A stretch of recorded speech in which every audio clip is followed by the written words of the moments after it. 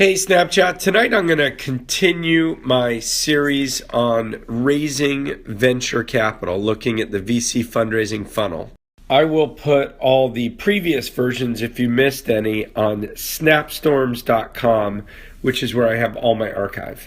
I apologize, you're going to have to put up with a little bit of nasal congestion today. I'm in New York City. It is freezing. So as a reminder, I draw it as a funnel because raising capital is a sales process. I'm going to start today with introductions. In any sale, the reference or the person who introduces you to a potential buyer matters tremendously. There are a couple reasons why who introduces you matters so much. Number one, in deciding how to spend your time or resources, we all as human beings use filters. Filters are shorthand to tell us something about the person we're going to meet and whether that's a person of quality.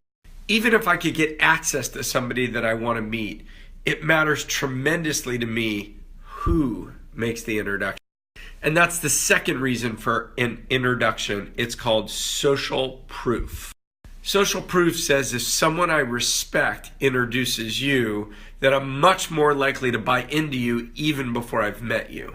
I'm sure you've all gone to a meeting or a job interview when somebody else referred you. And here's the difference from when you get referred.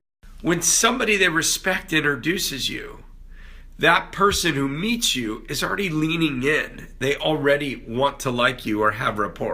Sometimes when you accept a meeting with somebody and you're not really sure why you're meeting them, you're kind of leaning out. You've got negative body language. If you want to learn more about this and how people make decisions, one book I could recommend is Robert Cialdini's Influence, The Psychology of Persuasion. Another author I'm really fond of is Daniel Ariely, Predictably Irrational. Both of these guys scratch the surface of the science of decision making and how we make decisions. And they show us that human beings are a lot less rational than you would think, and they run all sorts of experiments to show you.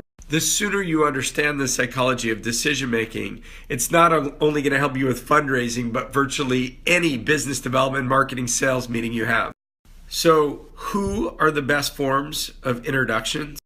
By a long shot, the best people who can introduce you are entrepreneurs, either entrepreneurs that VC has funded or entrepreneurs they respect. If you really want to get to know a VC over time, study their portfolio. Spend a few months before you go meet them getting to know some of their portfolio companies. What you want to do is go see the CEOs of less established companies that don't have really big teams. They have more time for you. When you go to meet these companies, you want to keep the meeting short, be respectful of their time, don't misuse the opportunity to build a relationship with them.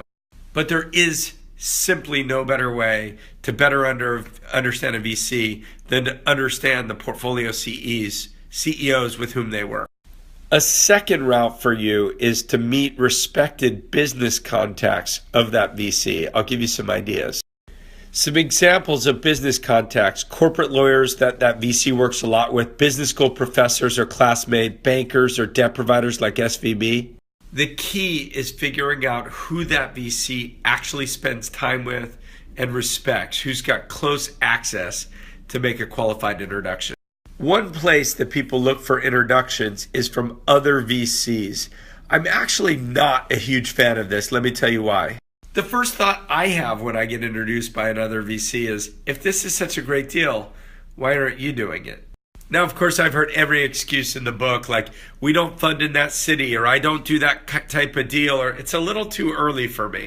But because I know that all VCs make exceptions for truly exceptional deals, I have to assume it's not truly exceptional.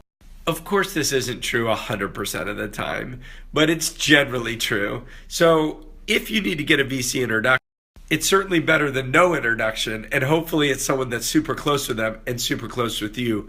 But when people ask me for introduction to other VCs, I always say you're much better off trying to get an entrepreneur or a business contact to introduce you.